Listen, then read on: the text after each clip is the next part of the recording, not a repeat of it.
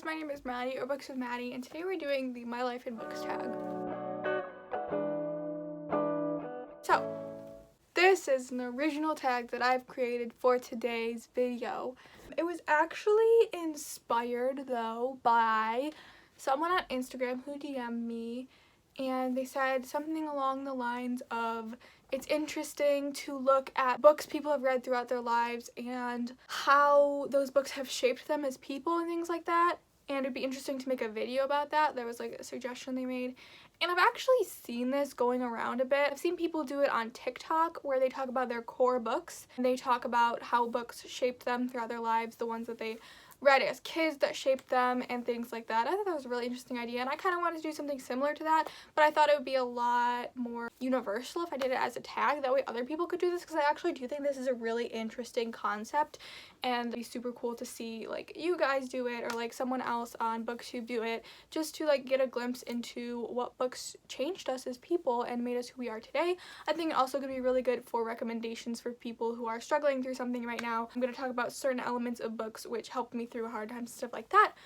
The light is fading, by the way, so I'm going to talk quickly, but also if all of a sudden the lighting changes, it's because the sun is setting as we speak. I'm racing against the sun currently to finish this video. There is a big chunk of time in my life where I wasn't reading. It was kind of from like 9th grade to 11th grade where I wasn't really reading, and honestly probably the time in my life where I should have been reading the most. So in conclusion, there is a little bit of a blank spot in my life. I have a couple questions written down. I think there's like 12 or something. Oh, this is great. Let me do some lighting things and see if I can make this better. Okay, this is either better or a lot worse. I can't tell. This is what it's gonna look like. I'm sorry. So there are 12 questions here. Feel free, if you're remaking this video, to add more or like adjust the questions to what works best for you. Try to make them as like general as possible, but if you have a way that you want to edit them to make them more specific to your journey in your life, feel free to do that. So the first question that I have is, what's the first book you remember changing your perspective on something? I actually don't have a visual aid for this one, but I'll put up pictures of the books that I'm talking about. Honestly, the first books that I remember changing my perspective on something were the Clarice Bean books. I've never heard anybody talk about these on BookTube. When I was in elementary school, probably third-ish, 2nd or 3rd grade, I don't remember, maybe younger. Honestly, these are the first books that I remember owning and like reading over and over and over again. They were like probably one of my first chapter books that I ever received. There were like multiple. This was a series. I did not read the series in order. I just learned that. I honestly don't remember what the series was about. I remember the main character was named Clarice Bean, and she read these like spy books that were called Ruby something. I don't remember.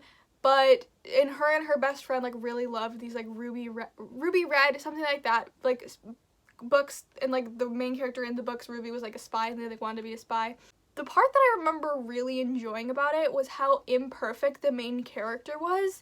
Like, she was just literally living her life as like somebody who wanted to be something bigger, and I remember feeling that a lot. Like when I was a kid, like I remember me and like my brother and our friends, we'd always like pretend to be like superheroes or whatever, like spies, things like that. Like I feel like every kid does that. We always want to be something bigger. We always want to be something we see on TV, and I felt like Clarice Bean was like that as well. I just like really related to her. I really related to her like yearning to be this like spy character, and I honestly still have that yearning. So yeah, I just really enjoyed her as a character. I felt like we were both striving for this like perfection, this like book ideal of perfection, and just both failing at it. So I felt like that was really important to me to realize, and it changed my perspective on like who I needed to be in the world, because I thought that the only option of something that would be cool for me to do, because I read a lot and I watched a lot of movies when I was a kid, I was like, the only thing I want to do with my life is be these things that I see portrayed on screens and in books, stuff like that. And this was like, oh, look at this other option where I can also fail at life and be in a book.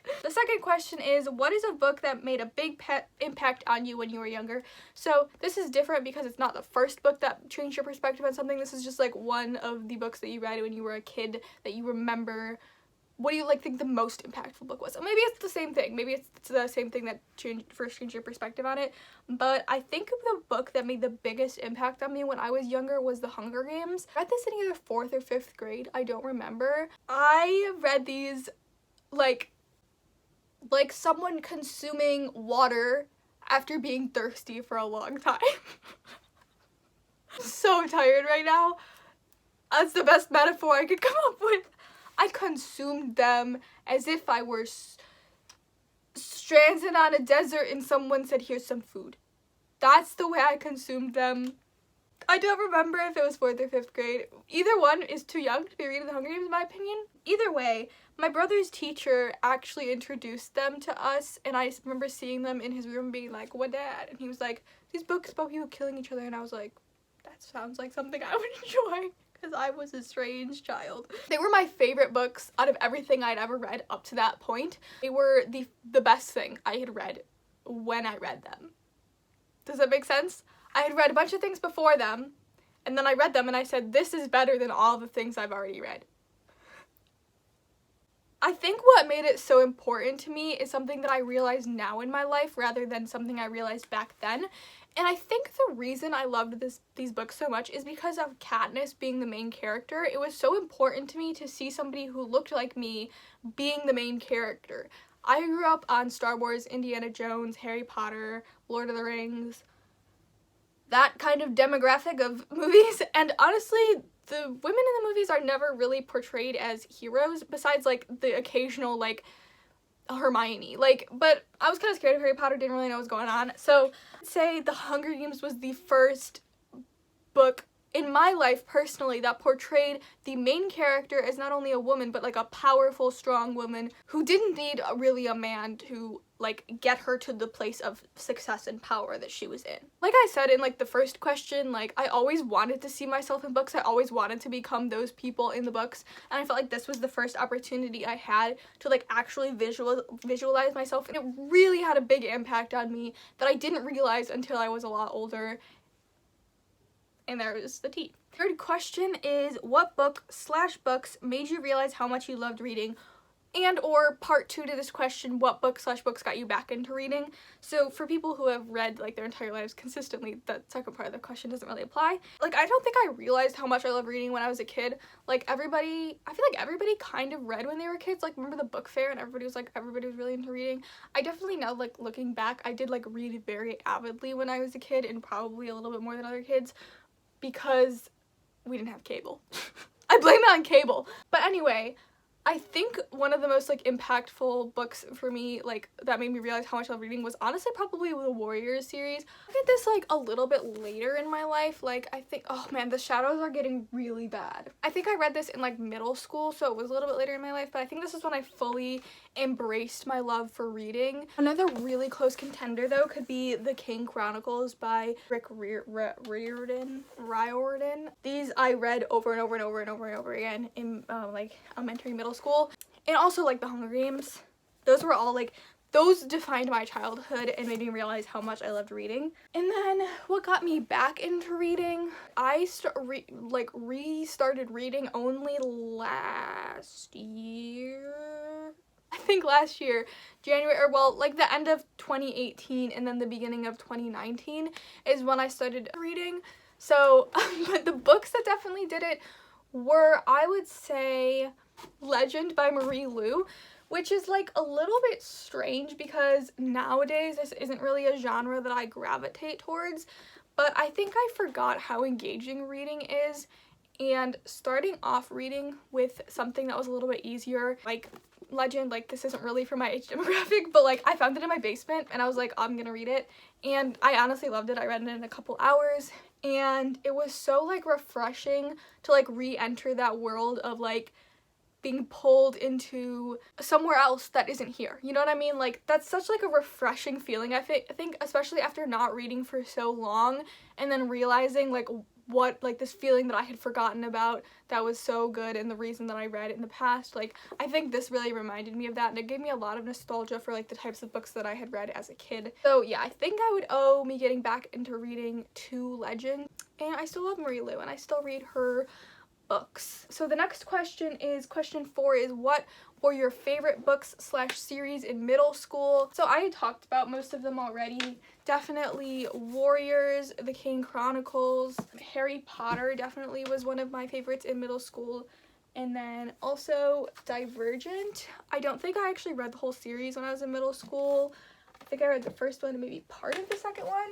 I don't remember. In addition, The Mortal Instruments. I was obsessed with this series in middle school. And I don't know why, because I reread it and it wasn't as good as I remember. I honestly have such like a lapse in my brain. You know what I'm saying? Like, I don't remember. It's part of my memory. I feel like there were definitely other things that I read that I forgot about. I can like picture certain covers and like things that happened in certain books, but I don't know what those books were and I can't find them.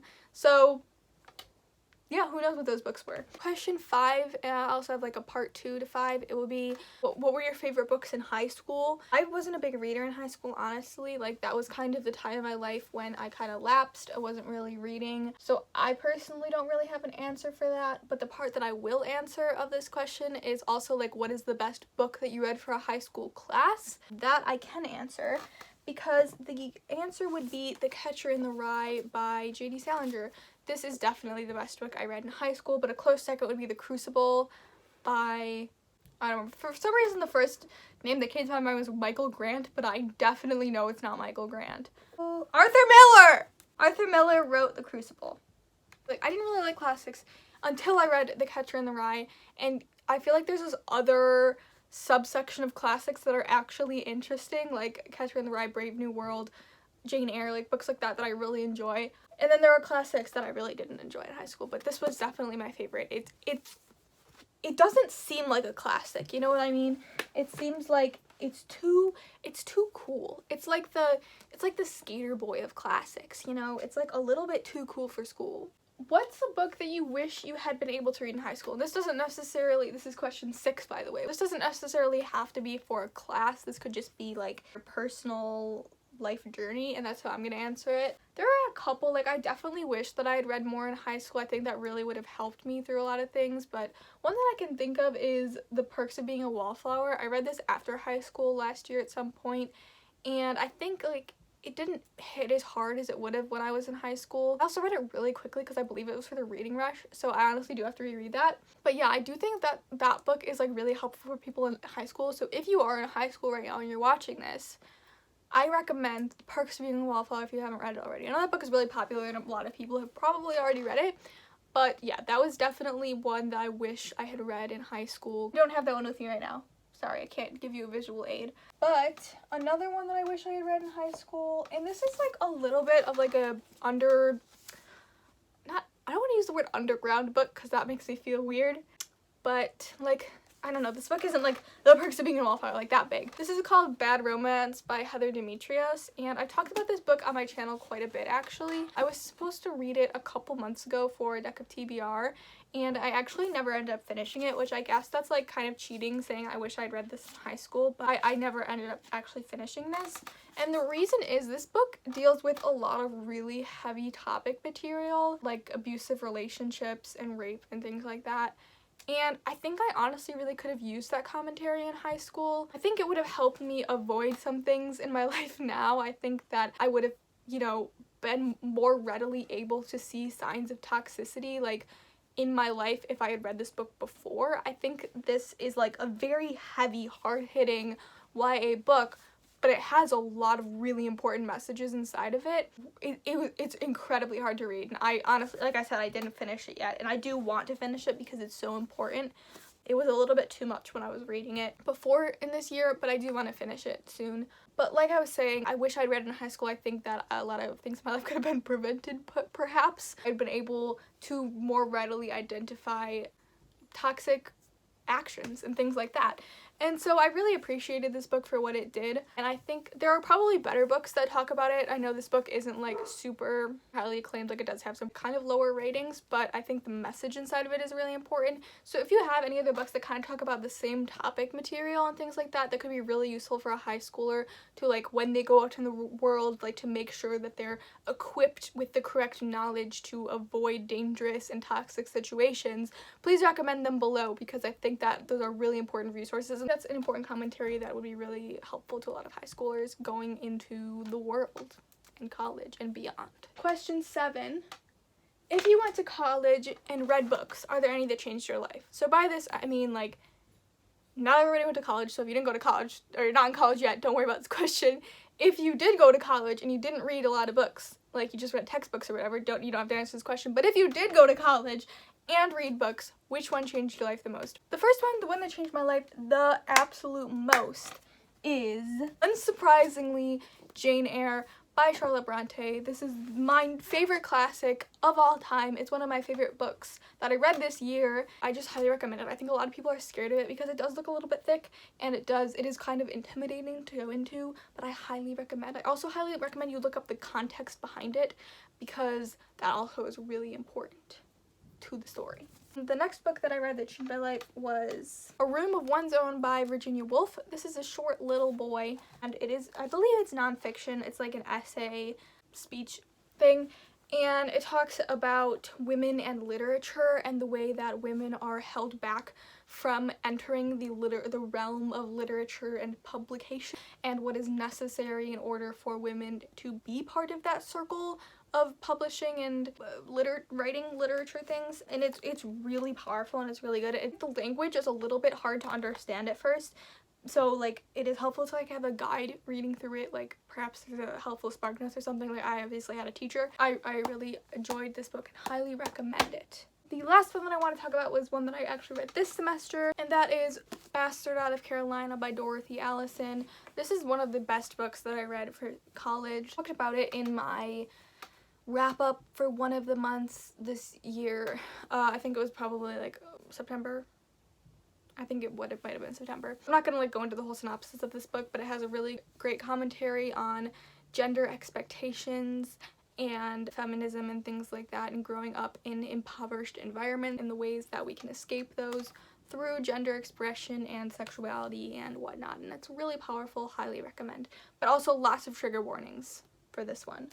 Question number 8 is there a specific quote from a book that changed your life? And if yes, then which one and why? By the way, I'm saying these questions in weird ways, but I'm gonna have them posted in normal ways in the description below if you want to use the questions for your own video. This one was hard. There's a lot of good quotes, but the first one that actually immediately came to mind is from a poetry collection by Nayyirah Waheed called Salt.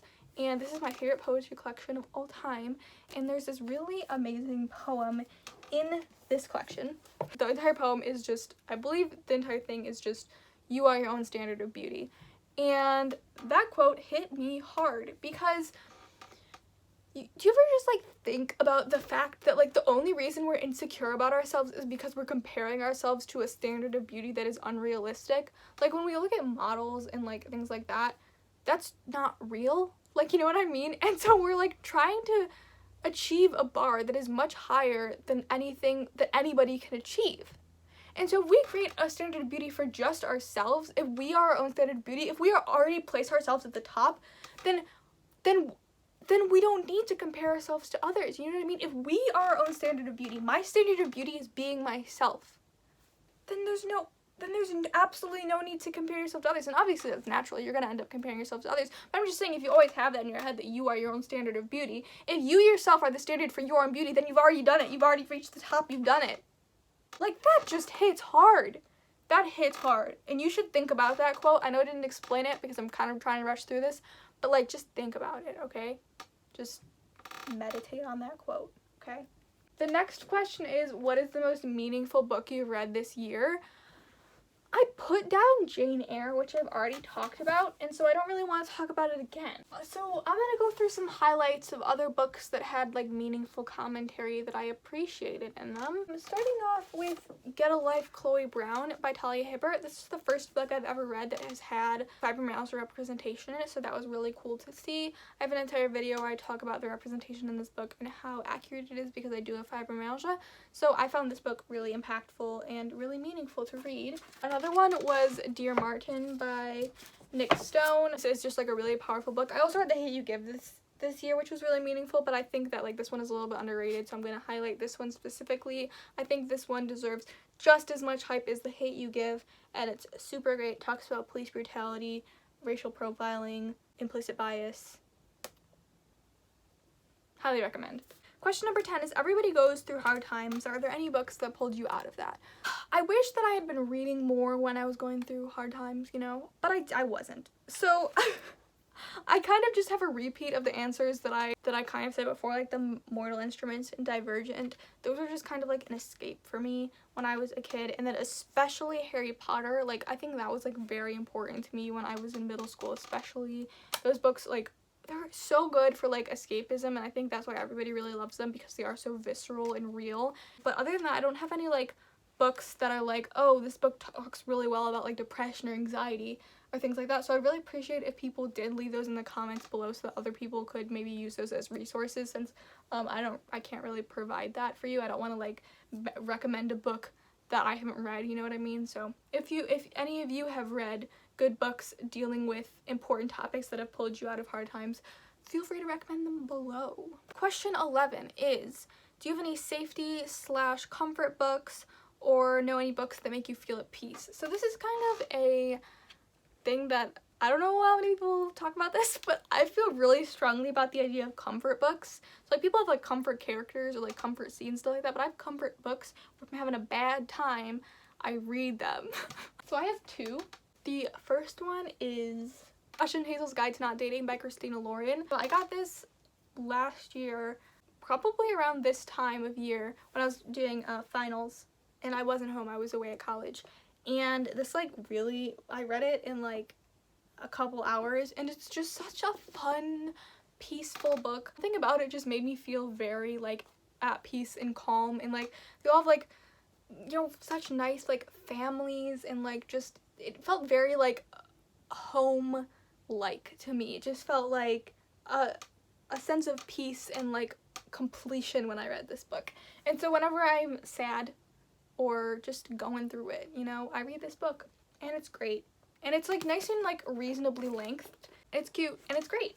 And I highly recommend it. Okay, and then the other one that I could think of is The Summer Before the War by Helen Simonson. And I read this year. I actually listened to it on audiobook. I've never actually read it, but I do own it. And I've read it with my ear holes, but not with my eye holes.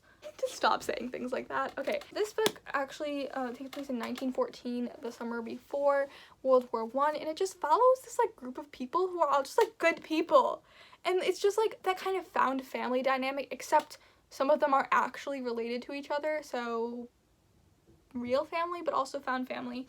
And it's just like, it has this like really peaceful aesthetic that goes with it. I just really enjoyed listening to this. I don't know how it reads. I think it would probably read pretty similar to how I listen to it, but it is like a little bit like, it's not like super fast paced or anything, which is why I really enjoyed it, because I thought that it was very peaceful. It just kind of like went along, and so I really enjoyed that. But if you are looking for something like really fast paced, you think you're gonna get bored by this, then maybe don't read it. But for me, I really enjoyed it. Also, it's historical fiction, so I know a lot of people are like, if they're gonna read historical fiction, they need it to be fast paced, and so this might not be for you. But I really enjoyed it, and I think you should read it, but not if you don't think you're gonna like it. So I don't know. Do what you want. I don't care. Last question is, what book can you not wait to read to your kids? I don't have children. I'm 19 years old. I don't have children yet. But if you do, then you can say what maybe if you have young baby children, then you haven't read these books yet.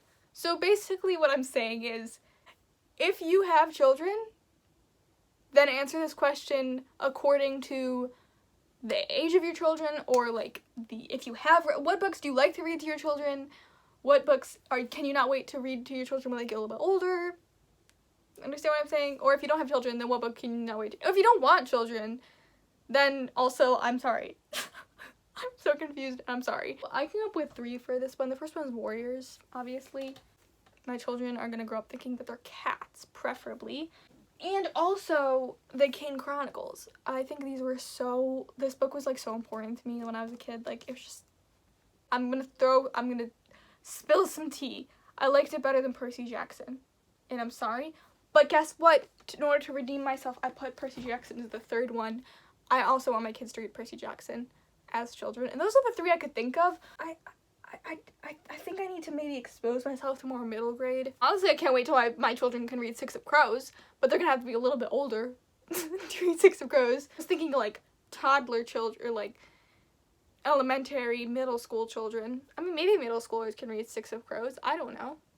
I don't know where this is going. That's all the questions I have written down, but feel free to add more, subtract some, do whatever you want to make this tag fit for you and your life story. But I super encourage anybody who wants to, I tag you to do this video. But I also am going to tag some other people to do this. And if you are tagged by me, feel no pressure to do this at all.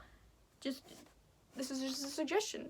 Feel free to share with the class if you'd like to.